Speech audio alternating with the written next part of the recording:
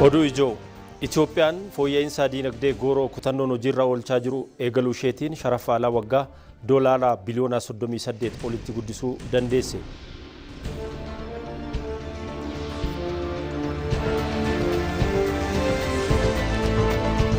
Mariin biyyaalessaa Itoophiyaan gaggeessaa jirtu ijaarsa biyyaaf bu'uura kan kaa'udha jedhan Komishinarri Komishinii Marii Biyyaalessaa Profeesar Masfin Arayaa.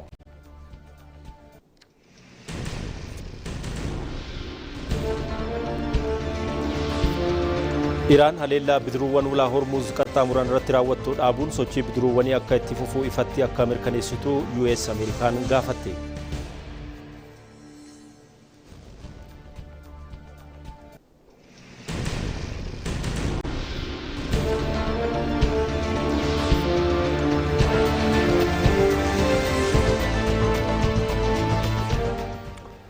Yooyyaa akkam jirtu kabajamtoota hordoftoota keenya ETV Afaan Oromoo irraati oduuwwan galgala kanaaf qabannee isiniif himaa oduu waliin Taaddasaa Tarrafati gara oduu jalqabaatti darbamu.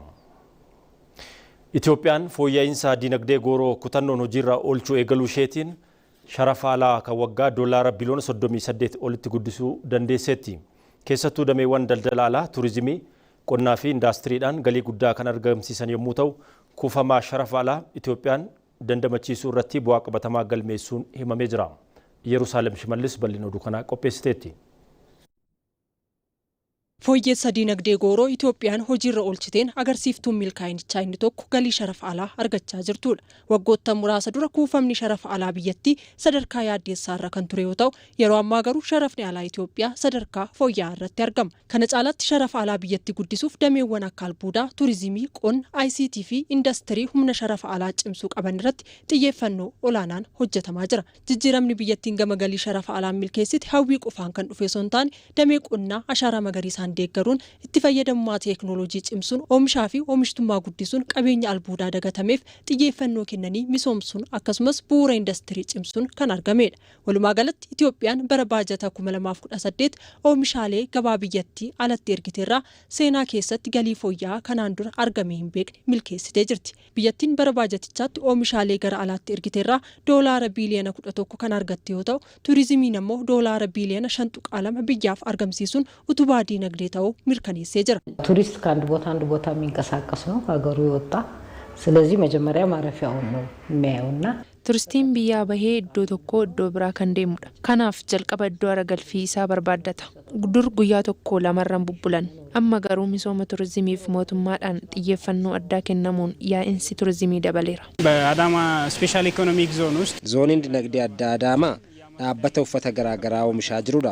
Oomishaalee kanaanis ofiis fayyadamaa biyyaafis sharafa alaa guddaa galchaa jira. Dameewwan fooyya'insicha jijjiirama qabatamaa uumaa jiran keessaa misoomni bunaa isa tokko yommuu ta'u, waggoota hedduuf damicharraa galiin doolaara miiliyoona 100 caalu argamaa hin turre. Bara baajata 2018 garuu bunarraa Itoophiyaan doolaara biliyoona 3.1 argachuu dandeessee jirti. Gama turizimiinis misoomni iddoowwan hawwatu turizimii sochii damichaa bu'uurarraa jijjiiruun madda galii ijoo taasisaa jiru.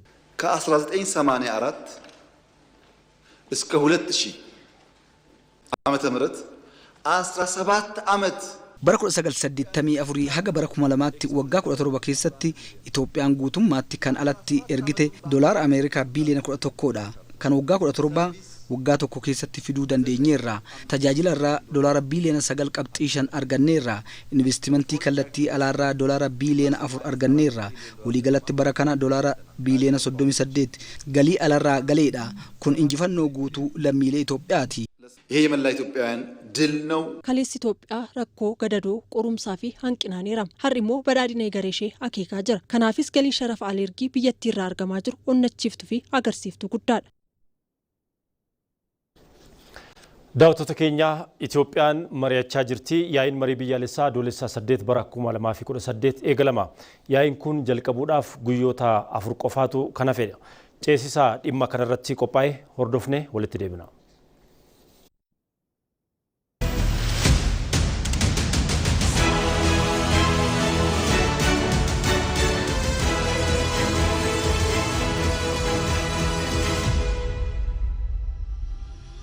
Mariin Itoophiyaan gaggeessaa jirtu ijaarsa biyyaatiif bu'uura kan kaa'udha jedhan Komishinarri Komishinii Marii Biyyaalessaa Profeesar Masfin Arayaa. Koomishinichi mari'attoota 4,000 kutaalee biyyattii garaagaraa irraatii Finfinnee galaniif ibsa kennu irratti argamu. Mariin adoolessa 8 taasifamnu kun Itoophiyaanonni walqixxummaadhaan waa'ee biyya isaanii baruun kallattiin kan irratti walqixxummaadhaan mari'atan kan itti walii galanidha jedhan Koomishinarri Koomishinii Marii Biyyaalessaa Profeesar Masfin Arayaa.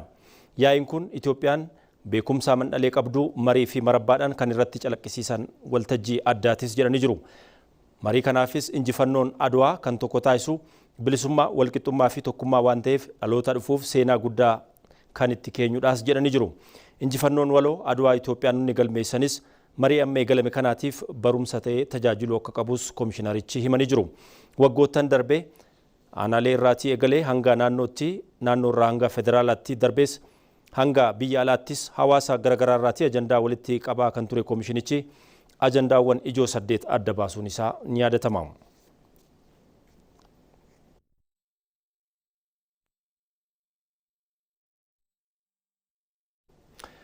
Mariin biyyaalessaa garaagarummaa lammiilee biyyattii gidduu jiru furuudhaan biyya jabduu dhalootaaf dabarsuuf gahee olaanaa qaba. Mariin waliigalaa adoolessaa 8 dhufurraatii eegalee mari'atamu walamantaa uummattoota biyyattii gidduu jiru cimsuun walitti bu'iinsa kutaalee biyyattii keessatti mul'atu xumuraa gochuudhaafis abdatamee jira. Mangistuu Akkumaa dabalata qaba. Rakkoo walitti bu'iinsaa uumamu furuu fi nageenya waaraa biyya tokkoo mirkaneessuu keessatti hirmaannaan uummataa fi paartilee siyaasaa dabalatee dhiibbaa uummattoonni taasisan qooda olaanaa qaba. Mariin biyyaalessaa hirmaachisaa ta'e rakkoolee hedduu kan furu ta'uusaa immoo muuxannoowwan sadarkaa addunyaatti jiran agarsiistudha. Afrikaa kibbaatti sirna apartaayidii jijjiiruun dimokiraasiin akka lafa qabatu kan taasise fedhii paartilee siyaasaa muraasa qofaa osoo hin taane marii biyyaalessaa hirmaachisaa ta'e geggeessuudhaan. Tuniziyaa keessattis mariin milkaa'aan geggeeffame qoqqoodinsa siyaasaa biyya diiguu danda'u maqsuun nageenyi akka mirkanaa'u taasiseera. Muuxannoo guddaan Itoophiyaan biyyoota Afrikaa lamaan kanarraa argattes mariin biyyaalessaa rakkoo siyaasaa qofaa irratti kan hin xiyyeeffannee fi garaagarummaa lammiilee biyyattii gidduu jiru furuun tokkummaa mirkaneessuun lammiileen faayidaa biyyaalessaa fi waloon akka dhaabbatan kan taasisudha. Kanaafis koomishiniin marii biyyaalessaa hundeeffamuun waggoota 4 darbanii fi adeemsi marichaa gaggeeffamaa tureera. Yeroo ammaas adeemsi marichaa sadarkaa goolabaarra ga'uun yaa'iin ijoon marichaa adoolessa 8 eegalamu si'oominaan eegamaa jira. Waliigalaan hojiiwwan hanga ammaatti koomishinichaan hojjetaman rakkoolee Itoophiyaa hundeerraa furuu fi abdii ta'aniiru. እጅግ አካታች እና አሳታፊ በሆነ መንገድ ከኢትዮጵያውያን ከራሳቸው አጀንዳውን ነቅሶ በማውጣት karaa baay'ee hirmaachisaa fi hammataa ta'een sadarkaa biyyaatti ajandaa walitti qabameera. Seenessoota gargar nu baasan adda baasuun gara fuulduraatti fiduun hawaasni mari'atee tokkummaa biyyaalessaa cimsuun nageenya waaraa fiduun hojii koomishinii marii biyyaalessaati.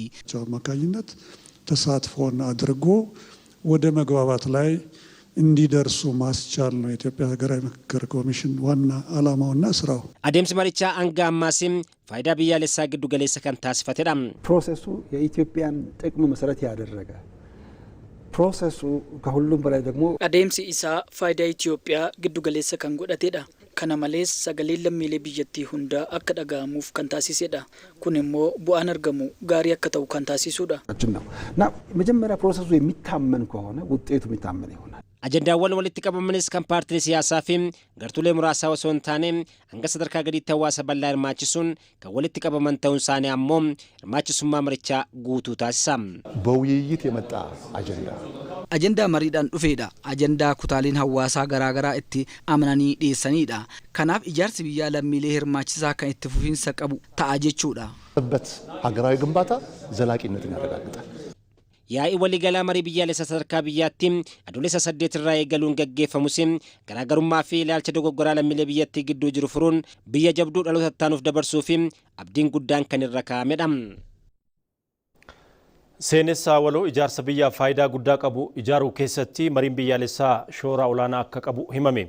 Hirmaattonni yaa'ii marii biyyaalessaa ajandaawwan filataman irratti dammaqinaatiin hirmaannaan kaayyoon marii biyyaalessaa ni dhugoomaas jedhamee jira. Sattoota Shooma. Maddoota walitti bu'iinsa Itoophiyaa keessaa tokko seenessa qeenxedha jedhu beektonni damichaa. Kana jijjiiruuf ammoo seenessa waloo ijaaruun murteessaadha. Hojiin akkasii itti gaafatamummaa koomishinii marii biyyaalessaa fi hayyoota damichaa tokkummaa biyyattiif hojjetaniiti. Mariin biyyaalessaas madaan kaleessaa dhaloota bootti akka hin dabarre gochuu keessatti humna guddaa qaba. ለዘመናት ኋላ ያስቀሩንን ብዙ ዘመናት ነጻነት ያለች ሀገር Waggoota hedduuf dhimmoota duubatti nu hambisan keessattuu biyyi birmadummaan ishee eegame maaliif walitti bu'iinsi akka uumamu ta'e jedhamee adda baasuun murtii guddaadha. Hojiin kun taatee seenaati. Dhimmoonni asittis achittis mul'atan kan duubatti nu hambisan faluuf komishiniin kun qooda guddaa taphataa jira. Bakka buutonni hawaasaa yaada isaanii gumaachuun wanti fala hin arganneef hin jiru. Furmaanni biyyaalessaas ni argama. Kun hojii seenaa guddaadha. Walitti bu'iinsa fi ol nyaachuu keessaa bahuu fi abbaa furmaataa ta'uun dirqama qaama biyya kana jaalatuuti. Mariin biyyaalessaas waltajjii haluun kaleessaa itti dhabamu hunduu biikun kan kiyya jechuuf carraa guddaan itti argameedha. Waltajjiin kun aadaa waliin mari'achuun rakkoof fala itti kaa'amudha. Dhimmoonni walitti nu dhiyeessanii fi tokko nu taasisan hedduudha. Kanarratti xiyyeeffachuu qabna. Kanarrattis hubannoo uumuudha. Warri gubbaarra jiranis yoo ta'e biyya kan ceessuu dandeenyu yoo tokko taanedha. Rakkoowwan hooggantoota siyaasan kanaan dura mudatan bifa salphaan keessaa bahuun rakkisaa ta'uu danda'a. Haa ta'u malee mariin hubannoo fi beekumsa irratti hundaa'e shakkiiwwan jiran hambisuun waliigaltee biyyaalessaa uumuu danda'a. በዚህ በምክክር ሂደቱ ላይ የሚሳተፉ የህዝብ ተወካይ እንደመሆኑ መጠን Adeemsa marii kana irratti kanneen hirmaatan bakka buutota uummataa ta'uu isaaniin kutaan hawaasaa as keessaa hafuu hin jiru jechuudha. Lammiin Itoophiyaa dakaa hanga gubbaatti ni hirmaatu. Muuxannoowwan gaggaarii fudhachuun fala rakkoo gochuu dandeenya. Marii yeroon barbaadu waliin walitti firoomsuun yoo hojjanne hojiin komishinichaa bu'aa qabeessa ni ta'a. Bu'aawwan mariirraa argaman waraqaa qofa irratti hafuu osoo hin taane gara qabatamaatti jijjiiruun murteessaadha. Kun ammoo biyyattiif nageenya, ijaarsa biyyaa fi tokkummaa biyyaalessaaf qooda olaanaa taphata. Daawwattoota keenya hordofaa kan jirtan TV Afaan Oromoo oduu sanbata galgalaa isiniif dhiyaataa jirudha. Gara oduutti nuti dabra. Biyya kamittuu dhaabbilee kabajamoo fi ulfinni guddaan kennamuuf keessaa raayyaan ittisaa adda durumaatiin kan eeramudha. Haa ta'u malee yoo an hoogganuu baadhee biyyi jiraachuu hin qabdu ejjennoo jedhu kan qabu murni Abut tarkaanfiiwwan badii biyyaa diiguuf fudhate keessaa inni tokko raayyaa ittisa biyyaa irratti kan aggaamamedha. Gochaa badii fi diigumsaa kanas lafa jala itti qophaa'uun haala mijataa eeggataa ture jira. Awwal Hussein dhimma kanarratti waan qindeesse qaba. Biyya kamittuu dhaabbilee kabajamoo ulfinni guddaan kennamuuf keessaa raayyaan ittisaa adda durummaan eerama. Haa ta'u malee yeroo an hoogganuu baadhe biyyi jiraachuun qabdu ejjennoo jedhu kan qabu murni Abut tarkaanfiiwwan badii biyya diiguuf fudhate keessaa inni tokko raayyaa ittisa biyyaa irratti kan aggaamamedha. Gocha badii fi diigumsaa kanas lafa jala itti qophaa'uun haala mijaa'aa eeggataa ture. Onkololeessa 24 bara 2013 gochi sukkanneessaan kanaan dura raayyaa ittisa biyyaa irratti raawwatamee hin beekne raawwatame. Gochichi raawwatamuun dura raayyaan ittisaa akkuma yeroo hundaa raawwachaa ture. Aantummaa uummata isaaf qabuun ooyiruu qonnaan bultoota Tigraay keessa ooluun uummata naannichaa hojiilee tola ooltummaan tumsu miidiyaaleen murnichaas gabaasaa turan. የሰሜን እዝ የመከላከያ ሰራዊት አባላት በዓድ ዳዕሮና አካባቢው ለሚገኙ አቅመ ደካማ አርሶ አደሮች ሰብልን በመሰብሰብ ድጋፋቸውን አሳዩ። Raayyaan ittisaa garaa qulqulluun akkuma yeroo kamuu uummata naannichaa hojiilee tola ooltummaan tumsu aantummaa uummataaf qabuuf agarsiiftudha. ለህዝብና ለሀገር የቆመ ሰራዊት raayyaa uummataa fi biyyaaf dhaabbate waan ta'eef kanaan duras qaamolee humna hin qabne gargaaraa ture. Ammas gargaaraa jirra. Kanattis ni gammadna. እናታችንና ለቤተሰባችን እያገዝን ያለ ነው።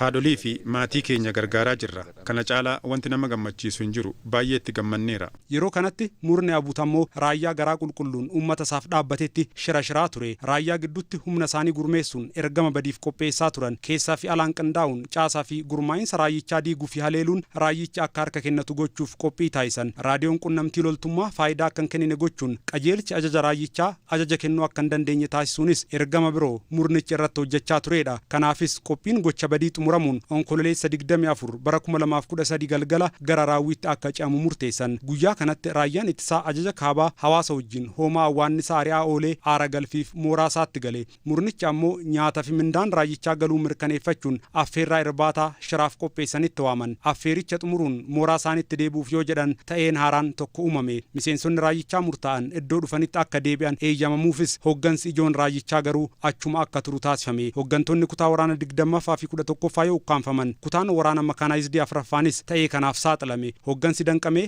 qunnamtiin reediyoo addaan citee wal jijjiirraan odeeffannoo dhaabbate. Kana booda raayyichi marfamee meeshaa waraanaa akka hiikkatu ajajni kennameef. Tarkaanfii gara jabeenyaa fudhatameenis miseensonni raayyichaa qaama obbolaa koo jedhanii amananiin miidhama qaama fi wareegama lubbuu kafalan. Ta'ee sukkanneessaa seenaa keessatti raayyaa ittisaa irratti raawwatamee hin beekne kanas raawwachuu isaanii gammachuun ibsaa turan. በጣም ፈጣን የሆነ tarkaanfii atattamaatu fudhatame. Daqiiqaa 45 keessatti raawwatame. Tarkaanfii bakakkaa fakkaatutu fudhatame. እርምጃ መወሰድ ነበር። Ta'een sukkanneessaan gara jabinaa kun fedhii siyaasaa qaamolee muraasaaf kan raawwatamedha. Gocha badii biyya diiguuf raawwatame kanas raayyaan ittisaa atattamaan qabatamaan of gurmeessuu fi naamusa loltummaa fi amaanaa birmadummaa biyyaa kabachiisuuf fudhateen biyya itti fufsiisuuf garee badii kana uummatarraa gargar baasuun tarkaanfii fudhachuu eegale. Yeroo kana murnichi gocha gantummaa fi sukkanneessaa raayyicha irratti raawwate waakkachuun hawaasa idil addunyaatti iyyuu jalqabe. Dargaggoota Tigraayis olola dharaan waraanatti oofuun gatii kafalchiise. Raayyaan ittisaa tarkaanfii olaantummaa seeraa kabachiisuu fudhateen murnichi yeroo gabaabaatti kasaaraa guddaaf saaxilame. Haa ta'u malee mootummaan yeroo kamuu fala nageenyaaf dursa kan kennu ta'uusaan murnichi adda waraanaatti injifatamus nageenya uummata Tigraayiif jedhamee waliigalteen Piriitooriyaa mallatteeffame. Ta'us gocha badiisaarraa kan hin barannee fi galmisaa aangoo qofa kan ta'e murni Abuut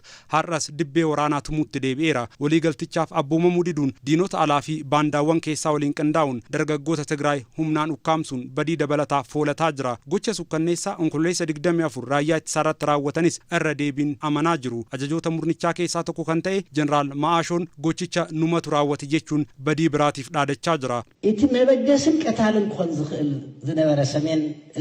Raayyaa ittisaa tarkaanfii fudhachuu danda'u dursanii rukutuun ala filannoon hin turre. Ajajni kaabaa kun humna addaa fi milishaadhaan rukutame. Waraana malee jiraachuu kan hin dandeenye bara waliin kan hin tarkaanfanne har'as haadholii Tigraay boo'ichatti deebisuuf ifaajaa jira. Daa'imman waraanatti guuruun badiirraa badiitti ce'uu itti fufeera. Yeroo ammaa buqqaatota deebisuu naafuuti dargaggoonni naannichaa qe'ee isaaniirraa gara kutaalee biyyattii isaan birootti baqachaa jiru. Sagantaan ashaaraa magariisaa Itoophiyaan jijjiirama qilleensaa addunyaaf furmaata ta'uu ambaasaaddoroonni biyyoota garaagaraa himanii jiru. Balaawwan uumamaa addunyaa qoraa jiran keessaa jijjiiramni qilleensaa adda durummaatiin eerama. Dhiibbaa kana qolachuuf yaada ministeera muummee Abiyyi Ahmad maddisiisaniin bara 2011 irraa eegaluun hojiin oolaa kan jiru sagantaan ashaaraa magariisaa jijjiirama qabatamaa argamsiisuun bara kana waggaa 8ffaa qabatee jira. Ambaasaaddoroonni biyyoota garaagaraas Itoophiyaan sagantaa ashaaraa magariisaatiin hojii hojjetaa jirtuun hawaasa idil addunyaatiif hojii fakkeenyummaa qabu ta'uu ibsanii jiru. Itoophiyaatti ambaasaadarri Israa'el Abrahaam Nugusee Itoophiyaan sagantaa ashaaraa magariisaa fi dhaabbiin biqiltuu hojjechaa jirtu kan dinqisiifatamu ta'uu dubbatanii jiru. Haaluma wal fakkaatuun Itoophiyaatti bakka bu'aan dhimma investimentii fi daldalaa Paakistaan Baasiit Saalim sagantaan ashaaraa magariisaa Itoophiyaan miidhagsuu caalaa naannaa faalama irraatii bilisa uumuutiif gahee guddaa qabaachuusaa himanii jiru.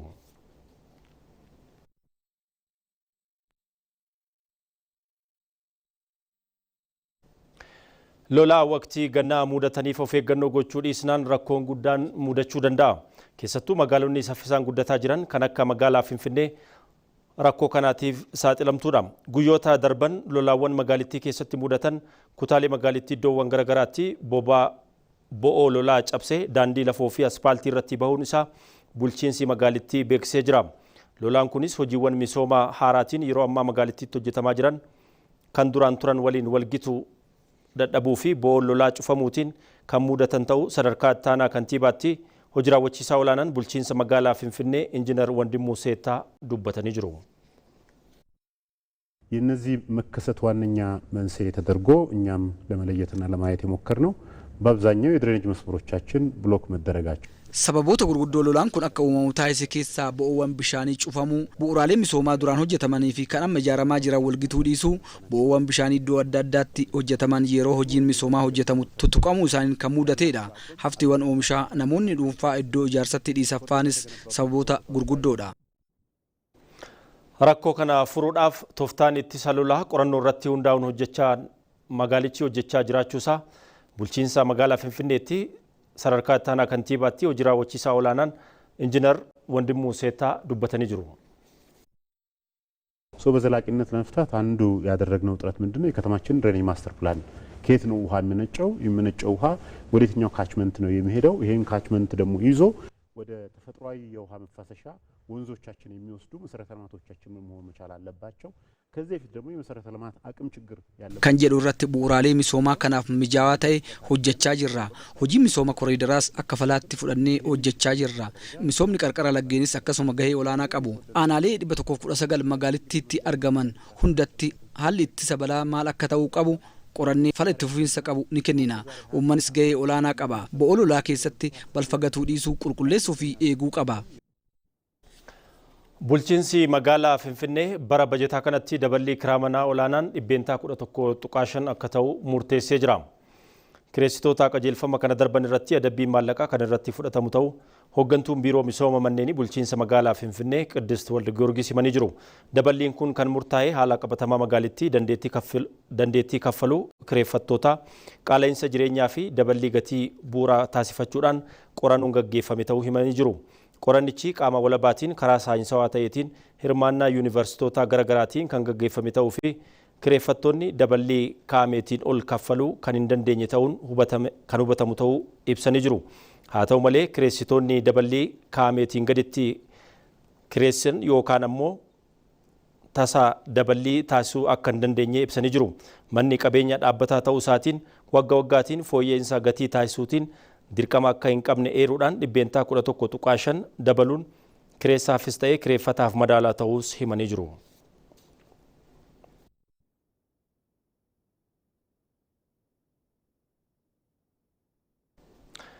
Qabeenya uumamaa guddaa Arbaa Minci qabdu adda baasuun hojiileen misoomaa garaagaraa yeroo gabaabaa keessatti hojjetamee kan dinqisiifatamudha jedhan jiraattonni magaalittii.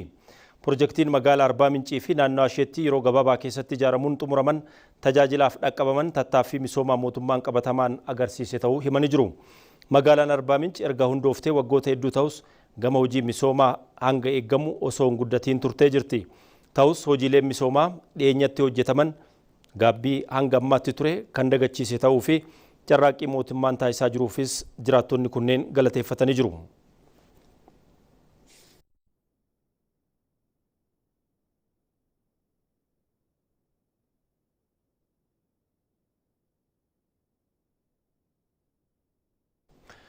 Jiraattonni godina Iluu Abbaaboor wiirtuu kenna tajaajila iddoo tokko dhamaatii hambisuutiin tajaajila si'ataa akka argannu nu gargaareera jedhan. Godina Iluu Abbaaboor aanaa Yaayyootti giddugalli kenna tajaajila iddoo tokko masoob eebbifamee tajaajila kennuu eegalee jira. Miiftaa Abdulqaadir gabaasattaan qopheesseera.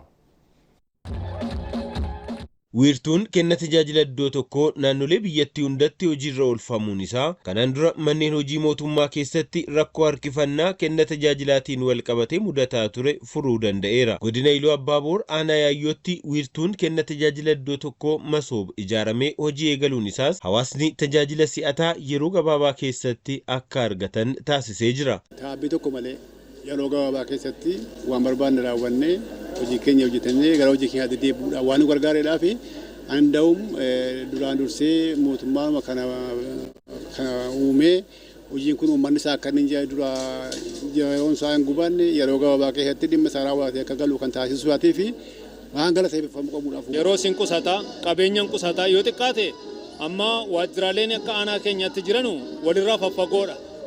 Baasii illee sii xiqqeessaa jechuudha. Jiraattonni aanichaa kunneen wiirtuu kanatti tajaajila hedduu bakka tokkotti argachuu danda'uun komeen keenya yeroo dheeraaf ture deebii akka argatu taasiseeras jedhan. Dhimma tokko ba'ee waajjiraalee 3-4 deemuun jire.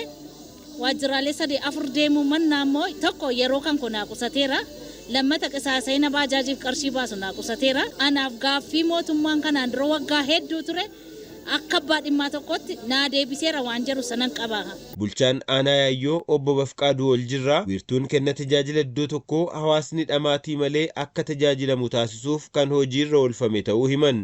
Hawaasni keenya jijjiirama dhufirraa fayyadamuudhaaf qaba ejjennoo jedhamee kaa'ame keessaa tarkaanfii isa duraati jechuudha. Sagantaarra eebbisne kana booddee kenniinsi tajaajila seektara mootummaa haqa qabeessa dhaqqabamaa fi iftoominaan kan geggeeffamuu fi hawaasni keenya komii kenniinsa tajaajilaa seektara mootummaa adda addaa irratti qabullee hiikuu keessatti gahee olaanaa akka inni qabu uummatni keenya boonee tajaajila argachuu akka inni danda'u hundi keenya gahee keenya habaanuu jechuun barbaada. Bulchaan godina Iluu Abbaaboor obbo Ndaalkaacha'u Tafarii hawaasni tajaajila manneen hojii mootummaa irraa barbaadu loogii fi bu'aa bahii tokko malee bakka tokkotti akka argatuuf mootummaan xiyyeeffannoon hojjetaa jira jedhan. Tajaajila ammayyaa iddoo tokkotti qindaa'e hawaasa keenyaaf kennu giddugaleessa godhatee kan bocamedha. Kanaaf jijjiiramni as keessa jalqabe kun aanaa Yaayyoo keessatti gandoolee Yaayyoo keessatti abbaan dhimmaa ituu rakkatin tajaajila si'ataa ta'e qulqulluu ta'e akka inni argatuuf carraa gaarii uumaa aadaa hojii nu barsiiseera kan jedhu barnoota guddaa irraa arganna. Kanaaf akka waliigalaatti hojiin amma jalqabame kun gaariidha. giddugalli kenna tajaajila iddoo tokkoo babal'ifamuun isaa baasii yeroo fi humna qisaasamarraa oolchuu irra darbee guddina dinagdee fi hawaasummaa saffisiisuufis gumaacha ol aanaa kan qabu ta'uu bulchaan godinichaa himaniiru. Gabaasa televezyiinii Itoophiyaaf qindaa'eef Miftah Abdulqaadir Mattuurraa. Godina Wallagga Lixaa Qondaalaatti piroojeektoonni misoomaa garagaraa 90 ta'an tajaajilaaf banaa ta'an. Godinichatti piroojeektoota misoomaa garagaraa 1042 bajeta federaalaa hanga aanaatti hojjetamuu irratti argamu. Gabaasa waajjira koominikeeshinii godina Wallagga Lixaa Yerusaalem Shimallis. Naannoo Oromiyaatti rakkoo hawaasaa furuun fayyadamummaa jiraattotaa dabaluuf piroojeektoonni garaagaraa ijaaramaa kan jiran yoo ta'u, ijaarsi isaanii kan xumurames tajaajilaaf banaa ta'aa jiru. Godina Wallagga Lixaa aanaa Qondaalattis piroojeektoonni misoomaa garaagaraa 90 ta'an birrii miiliyoona 400 fi miiliyoona 3 oliin ijaaramaa turan eebbifamanii jiru. Piroojeektoonni kunneenis tajaajila bishaan dhugaatii magaalaa Gabaa Dafinoo, sheediiwwan iddoo gurgurtaa oomishaalee, giddugala furdisa beeladaa, horsiisa lukkuu fi daree dabalataa manneen barumsaa of keessatti qaba. Bulchaan aanichaa obbo Daani'el Dassaaleny jiraattonni magaalaa Gabaa Dafinoo rakkoo bishaan dhugaatii dhabuun waggoottan dheeraaf dararamaa turuu himanii yeroo ammaa mootummaan jijjiiramaa xiyyeeffannoo addaa kennuun uummatichi tajaajila bishaan dhugaatii qulqulluu akka argatu taasisee jira jedhan. Piroojeektootaa fi bu'uuraalee misoomaa waliigala 18 ta'an karaa qulqullina qabuun sirna deeggarsaaf hordoffii cimsuun xumurree tajaajilaaf akka ga'u hawaasi keenya itti dafqee boorsaa isaa keessaa fuudhee deeggarsa kennee aarsaa kaffaluu qabu kaffalee hojii wanda hojjetee kan kooti jedhee waan ijaareef. Akka godina Wallagga Lixaatti piroojeektoota misoomaa garaagaraa 1042 federaalaa hanga aanaatti hojjetamaa jiran keessaa bara kana piroojeektoota 485 xumursiisuuf karoorfame isaan keessaa 470 xumursiisuun tajaajila uummataaf banaa ta'uu bulchaan godina Wallagga Lixaa obbo Taliilaa Tarrafaa dubbataniiru. Piroojeektoonni xumuramanis uummata miiliyoona 100 fi 300 tajaajiluu kan danda'an ta'uu himan. Piroojeektii nuti hojjechuudhaaf qabannee haaraa dhaabbileeyyiin 1042 piroojeektii bal'aadha. Achi keessaa bara kana hojjennee xumurraa jennee kan qabanne 485. Isaan keessaa hagammaatti piroojeektii 470 xumurree dhibbentaansaa 97. Qarshiin kanatti ba'ee biiliyeena 2.4 piroojeektiin kun hunduu hojjetamee xumurameera. Jiraattonni aanichaas bu'uuraalee misoomaa garaagaraa dhabuun rakkachaa akka turan ibsuun amma mootummaan xiyyeeffannoo addaa kennuun rakkoo isaanii furuu isaatti gammaduu dubbatan. Nuti magaalaa keessa qofa kan nuyi ilaalaa turre piroojeektoota har'a ilaallee akka kanatti hojjetamanii xumuramanii naannoo keenyaaf waan rakkoo turan baay'inaan akkasittiin xiyyeeffatanii irratti hojjetanii jijjiirama fidan dargaggoo irratti. Wanta magaalaa keenya keessatti magaalaa keenya mul'isee gara magaalaa keenya kana magaalaa kan fakkeessaa jiru gatii ta'ee fi baay'ee gammanneerraa baay'ee itti gammannee gara fuulduraattis kun cimee itti fufuu jechuu barbaada. Piroojeektoota hojjetaman kanneen hawaasni kunuunsee itti fayyadamu akka qabus dhaamamee jira. Tajaajilli lammummaa gannaa uummata gidduutti walitti dhufeenya hawaasaa cimaa uumuu keessatti gumaachisaa olaanaadha. Tajaajilli lammummaa gannaa namoota harka qalleeyyii ta'an deeggaruun walitti dhufeenya hawaasummaa cimaa uummataa gidduutti uumuudhaan bu'aa guddaa akka qabu itti gaafatamaan paartii badhaadhinaa damee naannoo Hararii Geetuu Wayyeessaa ibsanii jiru. Tajaajila lammummaa gannaa bara kanaatiin hojiin tajaajila lammummaa adda addaa 14 karoorfamee hojiitti galamuu ibsanii jiru. Tajaajilli lammummaa ganna kanaa kun irra caalaan suphaa fi haaromsa manneen harka qalleeyyii fi namoota humna hin qabne akkasumas ijaarsa manneen haaraa kan irratti xiyyeeffatu ta'uu ibsanii jiru. Akkasumas biqiltuu mandhalee fi biqiltuu dhaabuu, kuduraa dhaabuu akkasumas immoo daree barnoota haaraa ijaaruu fi suphuu akka ta'es ibsanii jiru. Sagantaawwan magaalaa mijataa fi jireenyaaf mijataa taasisuus tajaajilli lammummaa akka of keessatti qabus ibsanii jiru. Sagantaa tajaajila lammummaa ganna kanaatiin kutaalee hawaasaa adda addaa 300 fi 44 ol fayyadamoo taasisuuf karoorfamee hojiitti galamuus ibsanii jiru.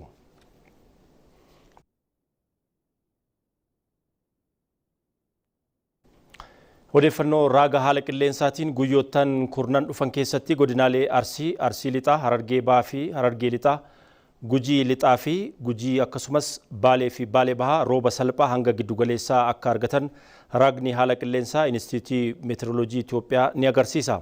Kaabaa fi Kibba Walloo, Kaaba Shawaa, Guraagee, Silxee, Hadiyyaa, Kambaataa, Halaabaa, Yam, Xambaaroo, Qabeenaa, Maaraqoo, Kibba Tigraay, Sidaamaa, Walaayittaa, Gaamoo, Goofaa, geediyoo, korree, baaskeettoo fi kanneen biroo guyyoottan kurnan dhufanitti rooba giddugaleessaa fi rooba salphaa akka argatan inistituutichi beeksisee jira. Kanneen rooba salphaa hanga giddugaleessaa argatan kun rooba argametti fayyadamanii akka facaasaa eegalan, rooba argame kuusuu, oomishoota arfaasaa gahan sassaabuu, dhiqama biyyee ittisuu akka qaban inistituutichi gorsee jira. Guyyoottan kurnan dhufanittis rooba giddugaleessaatii hanga rooba olaanaa kan argatan godinaalee Wallaggaa Arfan, Jimmaa, Buunoo Baddallee, Iluu Abbaaboor, Shawaa Lixaa fi Shawaa Kibba Lixaa Oromiyaa keessaa rooba giddugaleessaa fi rooba olaanaa akka argatan inistituutichi beeksisee jira. Naannoo Amaaraati Gondar Kaabaa, Kibbaa fi giddugaleessaa, Baahirdaar, Dhiha Goojjam, Awwii, Anyuwaak, Majang, Nuweer, Itaang, Kaamaashii, Matakkal, Asoosaa, Maa'okoomoo fi Kibbaa Dhiha Kaafaa, Koontaa, Daawuroo, Beench, Shakkoo kunneen rooba giddugaleessaa fi rooba olaanaa akka argatan inistituutiin meetiroloojii biyyaalessaa beeksisee jira. Kutaalee biyyattii rooba giddugaleessaa fi rooba olaanaa argatan kanattis roobni humnaa olii ooyiruurra ciisuu, dhiqama biyyee hordofsiisuu waan danda'uuf oomishoota arfaasaa gahan immoo jiidhinsa akka hin miidhamne dhibeen mudachuu waan danda'uufis sassaabbiin akka taasifamu raagni inistituutichaa ni agarsiisa. Roobni baay'atu kun gama biraatiinis faayidaa jiidhinsa biyyee kan fidu yoo ta'u, bishaan kuusuu fi kan gargaaruu fi oomishaa faca'ee kan barbaachisu ta'uu inistituutichi beeksisee jira. Kanaafuu iddoowwan roobni giddugaleessaa fi roobni olaanaan itti galmaa'u kanatti qonnaan bultoonnii fi horsiisee bultoonni jiidhinsa argame fayyadamu, sanyii facaasuu, kan faca'ee akka lolaan hin dhiqamne taasisu, aanaalee hanqina jiidhinsaa qaban keessatti ammoo jiidhinsa ooyiruu keessaatii akka seenuuf tursiisu, ooyiruu faca'ee sadarkaa adda addaa irra jiru kunuunsuu, sassaabbii oomisha arfaasaa cimsuun itti fufuu, godinaalee horsiisee bultootaa keessatti ammoo sassaabbii margaa eegalame haala gaariitiin itti fufuu, dhaabbii biqiltuu jiidhinsa gahaa akka argatuuf yeroon dhaabuun xumuruu fi fayyaa beelladootaatti itti dhiyeenyaan hordofuun akka barbaachisu raagni meetiroloojii biyyaalessaa ni agarsiisa.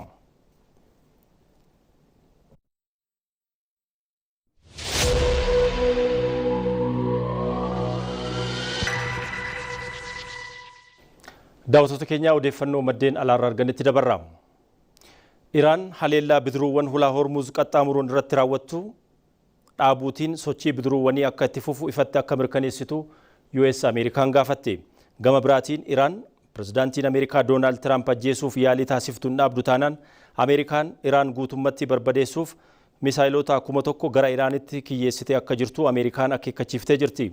Pirezidaantiin US Ameerikaa Doonaald Tiraamp fuula miidiyaa hawaasaa isaanii Truth Social irratti loltoonni Ameerikaa iddoo hunda jiran tarkaanfii akka fudhatan ajajni of eeggannoo kennamuu ibsanii jiru. Iraan pirezidaantii Ameerikaa ajjeesuuf akka yaalaa jirtu humni basaasaa Israa'el Mossad Ameerikaadhaaf odeeffannoo akka kenne BBC'n gabaasee jira. Sirna awwaalcha abbaa isaanii irratti namoota argamaniif ergaa barreeffamaa kan dabarsan akkasumas kan galateeffatan hoogganaan Iraan amma Ayatollah Mujtaba Haminiin Iraan yakkamtoota irratti haaloo kan baatu ta'uu himanii dhiiga qulqullootaa dhangala'eetiif haaloo ba'uutiif waadaa gallaa jedhanii jiru. Haaloo ba'uunis fedhii biyya keenyaatis jedhanii jiru. Hoogganaan waliigalaa Iraan Ayatollah Mujtaba Haminiin hanga ammaatti ifatti kan hin mul'anne yoo ta'u, ergaa isaanii karaa barreeffamaa malee viidiyoodhaanis ta'ee sagaleedhaan hanga ammaatti hin dabarsine. Sirna awwaalcha hoogganaa Iraan duraanii irratti namoonni hedduun argamanis Tiraamp akka ajjeefamu dhaadannoo qabatanii bahuu isaanii BBC'n yaadachiisee jira. Gama biraatiin Iraan Ameerikaa waliin mari'achuudhaaf ammatti gaaffii akka hin dhiyeessine beeksiftee jirti.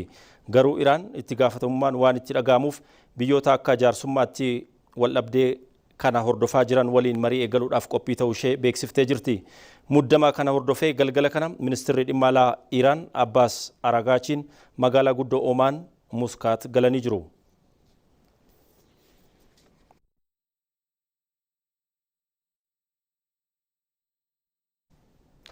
Kabajamtoota daawwattoota keenyaa oduu isaa kana osoo hin goolabiin dura irra deebiin ijoo isaaniin si yaadachiisa.